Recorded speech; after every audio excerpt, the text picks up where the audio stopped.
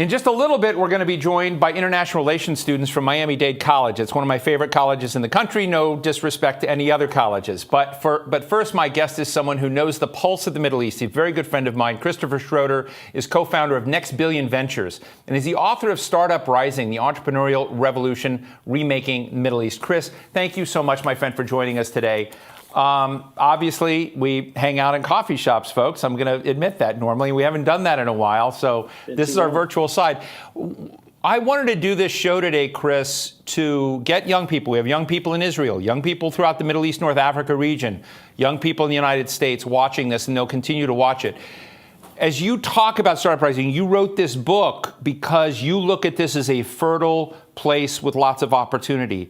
What do you see? What are the opportunity that you see and the change you see about this environment right now that made you invest so much time and attention?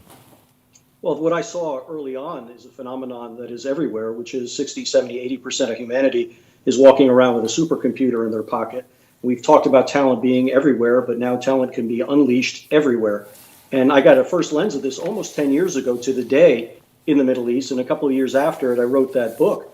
But to give you a sense of where it was then as compared to today, back then, the biggest company that was built was the Yahoo of the Middle East called Maktub, and it was bought by Yahoo for under $200 million. A couple of years ago, the greatest e-commerce player in the Middle East was bought by Amazon for $700 million. And a year and a half ago, the ride-sharing company of the Middle East was bought by YouTube for $3.2 billion. And with that has come an amazing psychological shift that has also happened around the world, where young people are saying, look, it can be done. We can do this. This is a large market. There's a lot of opportunity here.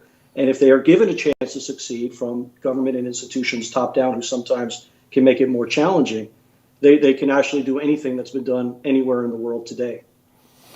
Chris, one of the things that I think is our responsibility in the media is to knock down myths or to basically disentangle biases that we have. That's why I watch this BCW study each year. And one of the kind of shockers that, I frankly am a little uncomfortable with, but it's genuine in the, interviewing thousands of people, 50% male, 50% female, sit down interviews, serious stuff, is that women are seeing their rights and opportunities across the region largely on par with men. And I'm wondering whether the world that you've been writing about is creating an opportunity for us to leapfrog in rights and opportunities as people see them. And what do you think some of the changes are that we need to make in our own impressions of the region? What biases do we need to blow up as you see it? 7 years ago, shortly after the first edition of my book came out, The Economist did a study and found that somewhere between 25 and 30% of all startups in the Arab region were in fact founded or had senior executives who were women. And that, by the way, was much higher than you would have seen at the time in Silicon Valley.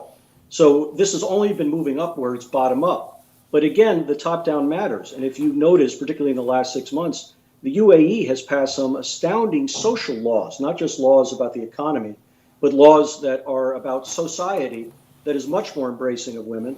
And of course, what's happened in Saudi Arabia has been a mind blow. But there's a lot of work to be done. When you kind of look at the region, are there standout companies that you'd like to tell us about that you think have been really unusual and that we ought to take note of? There are many, of course, because they're just happening all the time. But I wanted just to follow up on your earlier question, talk about some of the astounding women. So, a friend of mine is an amazing woman named Mona Ataya, who founded an e-commerce company, very niche and focused, called Mom's World. And it's about mothers and it's about women navigating their lives and getting the right products and the right engagement and community that they want. And it's unbelievable.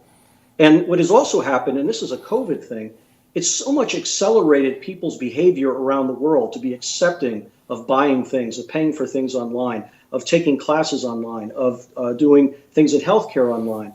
And so Nadine Hashak-Haram has a company called Proxime. And her company is just helping bring together remote medical staff so they can behave better in what has been unleashed in part by COVID. My friend Vanessa Zouabi and her team of young women, first out of Lebanon, now in the UAE, have a company called Mint Basil, which is about delivering food and preparing food for vegans across the Middle East. And as you can imagine, in COVID now, all of a sudden, their business gets all this interest because people are staying at home and want to, in fact, eat healthier and have choice. So these are all the kinds of things which I think, and oddly, in this very difficult time of COVID, also is getting some jet fuel in their backs as they're coming through this year for what I think will be a very different new year.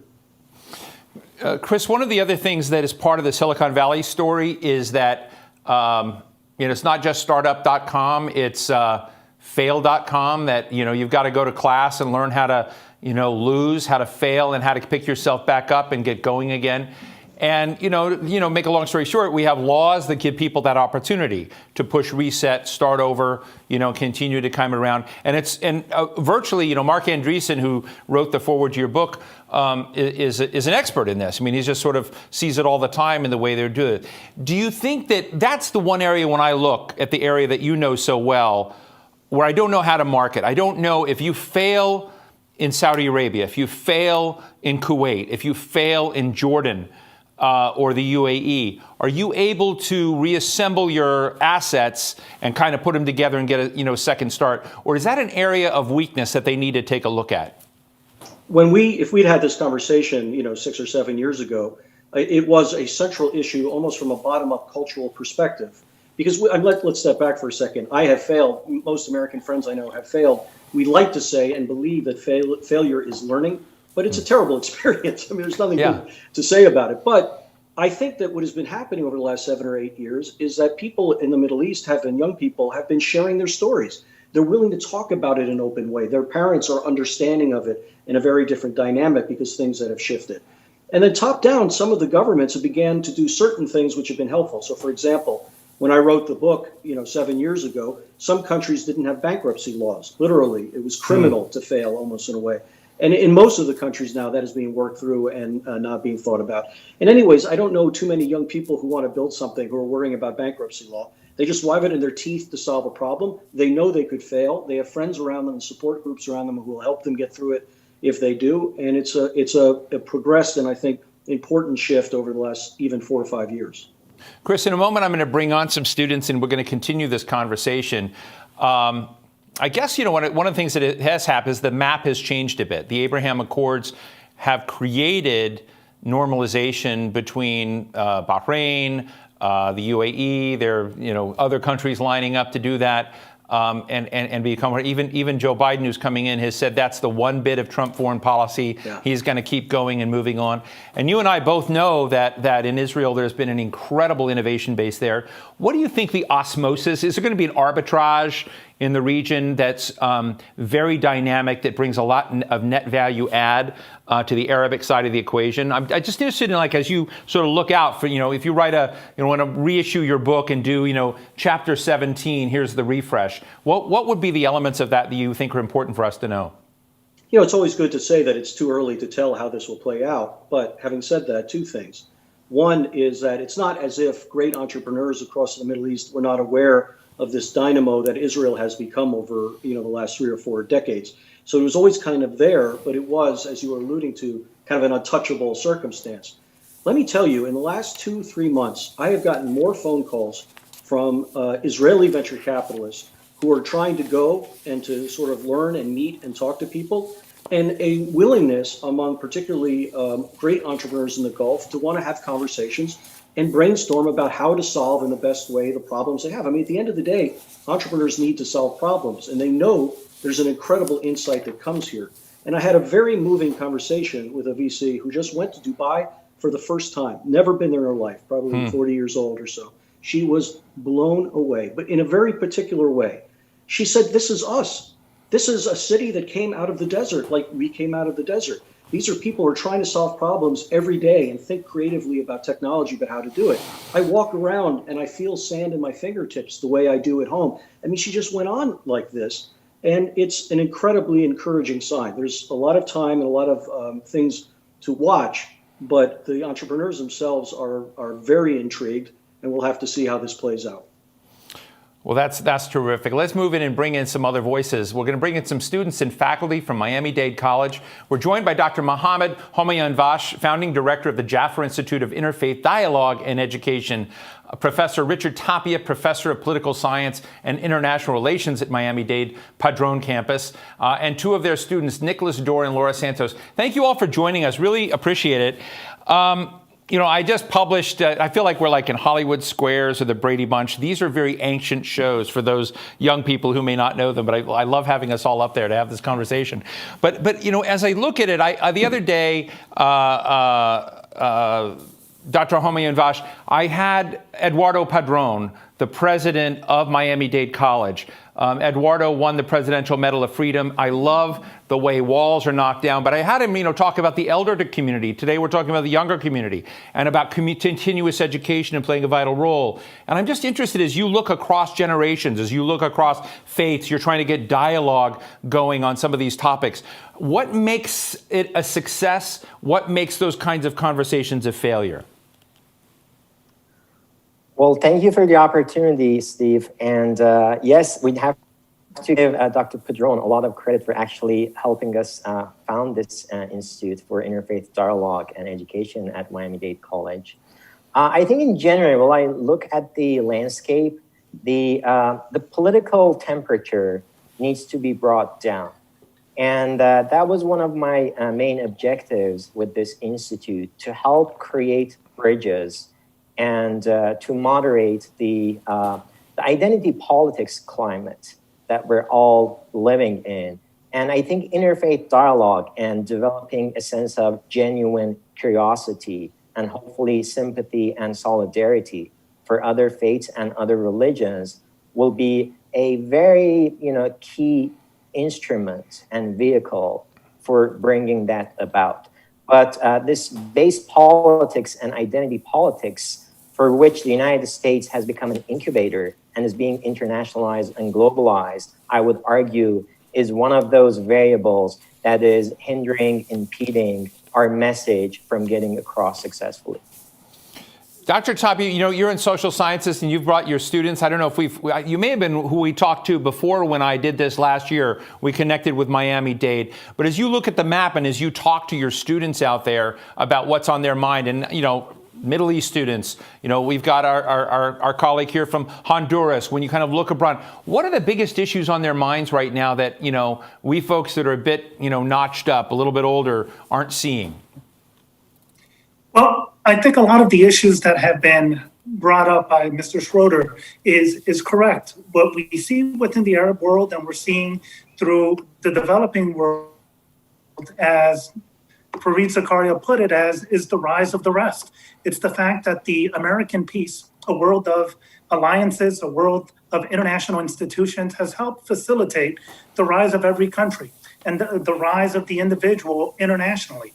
But what you begin to see as well, even though there's great opportunity thanks to technology and the leveling of the playing field and the bridging of the digital divide, you still see within the Arab world, throughout Latin America, throughout different places, a divide between urban centers and the rural communities, where if you were to look into the Middle East and North Africa, the regions of the Middle East that tend to be more urbanized, the digital divide tends to be less than in places of North Africa, where it tends to be higher. So there tends to be less opportunity for those in rural communities. And as people kind of flee those rural communities into urban areas, or they migrate and looking for new opportunities, you begin to see that the problems of the pandemic gets exacerbated throughout the world. So in Miami-Dade College, as we made the transition over to remote because of the pandemic, we targeted inequalities that many of our first generation students were facing, maybe not having access to a computer, maybe not having access to the internet, where in other communities in the Arab world, you begin to see a lot of those parallels, especially in the North African region, where social services and inequalities are greater. They don't have the same access to healthcare that you would see in other parts of the region, or they would not have access to the internet. If you were to look at the North African region of the Arab world, it's about 50% where there's a digital divide compared to other parts in the Middle East where that number tends to be a lot higher, like they've mentioned before, in Kuwait, in Lebanon, in Jordan, and in other places. So what you see in a lot of the comparatives is the same type of issues that we're dealing with in the developing world. The Arab world is also dealing with, but we are bridging that divide. And I think to disabuse a lot of the myth out there, as you mentioned previously, is that we are making strides in allowing the developing world to rise up. Now, the pandemic has really done a 1-2 punch to kind of stop some of the sustainable development that we as a community, as a global community, has been doing. But we're very proud that here at Miami-Dade College, as democracy's college, as a college that has over 100 students from over 160 countries around the world, we have about 80,000 full-time students of different nationalities, different ethnicities, different races, that we, our democracy's college, Right. we allow for first-generation students to be able to have access. And these are some of the parallels that you begin to see that other regions in the world are also facing. Well, thank you. Let's get Laura and Nicholas into this. Laura, I mentioned that you're a first generation. I also want to tip your hat that I know you're a writer and editor.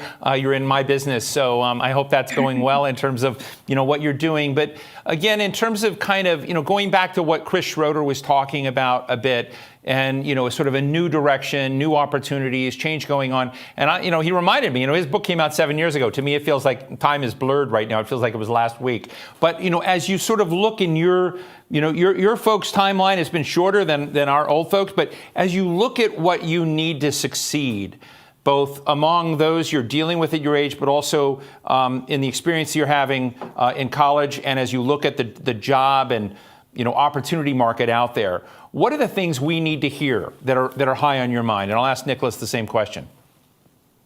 Well, I think that personally, also as an editor and as a student, and as a future professional, it's important to consider the different divides that there are, as Professor Tapia was mentioning. Sometimes it is not considered the different accessibility issues. Personally, with me, there were accessibility issues until like maybe 2 or 3 months ago. But I think it's, especially when talking to the other generations, because us as young people are more used to having internet and like actually doing video conferences with our friends and having online friends and like being connected all the time. But not everyone has that access. And also as an immigrant myself, I have lacked that access before. But when, as we're going into the future and we're adapting to a more digital world, there are some people that are staying behind, and it's not the young people, it's the people that were, the older generation. And I can see that as my father, for instance, that he probably wouldn't have been able to adapt, and he would have probably had issues trying to get a job or continue working right now. But it is important to consider the different accessibility to opportunity, to internet, to having a computer. Like the computer I'm using right now is from the Miami-Dade College Library. So yeah, and I am completely remote. I haven't gone to campus since March. Well, thank you for that. Nicholas, how do you see this screen, of opportunity and the trade-offs right now? Give us the snapshot, again, not if you can do this, not just from your view, but among international students you're dealing with. We do have a tilt in the Middle East right now, but I'm interested in how American youth and whether there are differences that you sort of feel among the people that are your age looking at opportunities ahead. Yeah, absolutely. And so many students at Miami-Dade come from countries all over the world. Over 100 countries are represented at our institution. But I want to echo what the students that were on previously before us said, and it's about consistency. You have to really get out there, take risks, because unfortunately we're not on campus. And although the campus and the college has done everything in their power to make sure that we still have access to some of the resources that we need to succeed, it's not the same. Accessibility is not the same. Reaching out to your professors or to any administrators is not the same. It's just going to take longer. So making sure that you're just going out there, taking risk and being persistent in getting what you need is very important. Making sure that we're still looking for internship opportunities for our career. Making sure that we're still looking for entrance positions in whatever field of study we're pursuing, and just making sure that we're making ourselves available in these tough times, because COVID, it's definitely a challenge, especially for international students that have no family, maybe no friends if they just recently arrived. And that's going to be a big challenge for them. So I would just say to get out there and definitely seek the opportunities and seek the challenges in every which way possible and everywhere that they can find them. That sounds very enlightening. Dr. Homian-Vilch, we're running out of time, but I'm going to go to you and Chris Schroeder to wrap this up. But one of the things, last year when we did this program, we had a friend of mine, Zach Finkelstein, who had been an early investor in a company called Careem. And Careem is Dubai-based. But when you kind of look beneath the surface there are some Saudi folks involved, there's some Pakistanis involved, men and women. It's a hodgepodge of everyone. And this company, while I happened to be over in Dubai at that time, was bought by Uber. And it was one of the largest acquisitions of sort of a regionally homegrown startup. And it really inspired a lot of folks. What was fascinating to me is when you kind of talk about, I don't know if it's interfaith dialogue, but it's intereconomic dialogue or international dialogue, bringing people in. How much room is there in terms of the cross-pollination of economic opportunity across national lines, if you will, that leads to greater faith, that leads to greater understanding? Or am I naive to think that's possible? No, I don't think you're naive, actually. I think if you think about the middle class and its entrepreneurial spirit as the backbone of civil society, obviously there's a ton of opportunity because of this disruptiveness of the COVID crisis that will eventually, come around. For example, I just thought about this Nigerian-based company, Jumaya, which is built after Etsy's model, and they're doing fantastically well. This is an e-commerce company. So I think that opportunity is definitely there because remember, normally with these disruptive so-called black swan events, we tend to overestimate their consequences in the short term and underestimate their consequences in the long term. So I think if we're patient and resilient enough, we're going to see a lot of good disruption in those ecosystems that you touched upon. But for me, I think there is a macro level risk in terms of societal disruption, social unrest, civil society weakening, and political strife that might be one of those, again, black swan variables that we're not properly pricing in when we talk about these things. So we'll see how this situation will play itself out. But I feel like we live in this split screen moment in our history where we go through these gyrations of fear, anticipation, and hope. And I am, hopeful that hope will win over in the long term, and all this disruption will be a force for more dialogue, for more understanding, for more of embracing of each other. And with higher education going remote, I think the cost of higher education eventually will go down, and hopefully we will have a broader canvas to hire, to recruit more talented students internationally without them having to be physically here. So I am cautiously confident in the short term, but like I said, we have to be cognizant of those longer range variables that we might not have, priced them properly so far. Well, I really appreciate that. Chris, I want to tell one little quick story about you. I met Chris Schroeder 25 years ago. We were roommates at a Young Leaders Conference, and the guy made me crazy. He was up all night. He was, we were in Germany, I think, or so. He was just up and down. He was trying to buy and sell a company. He's super cool, but it was taxing. And that was my friendship with Chris began back then. But I guess my question to you, Chris, is you were so driven. You showed me what work ethic looks like, what a creative guy in this world looks like.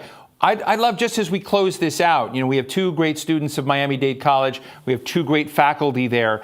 As you look at the ecosystem of innovation, and particularly talking about, as we're doing, Middle East, America, other countries, Honduras, what do you think stands out in terms of that work ethic, from your own experience, that people need to understand? That this is not a casual, easy thing. Gravity doesn't go there naturally. You've got to change gravity to win.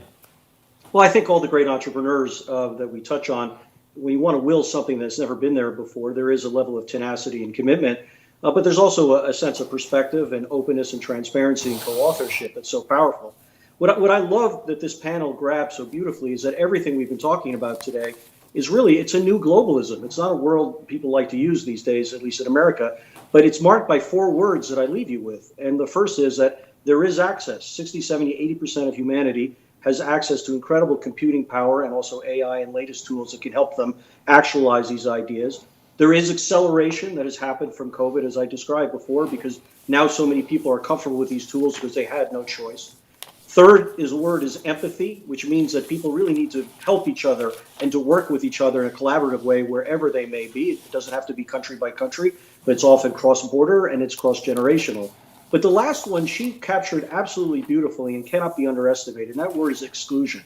Because if billions of people have access to technology, easily 2 billion people do not. And if they do not have access to technology, it's effectively like saying, yes, you can work as hard as you want, but you're not allowed to get on a road.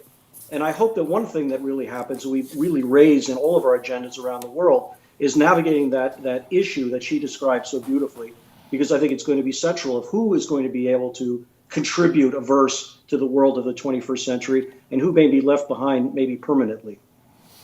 Well, listen, this is a fantastic conversation. I want to thank all of Miami-Dade College, Dr. Mohammed Homayounvush, Richard Tapia, Nicholas Dorr, Laura Santos, thank you. My friend Christopher Schroeder, co-founder of Next Billion Ventures.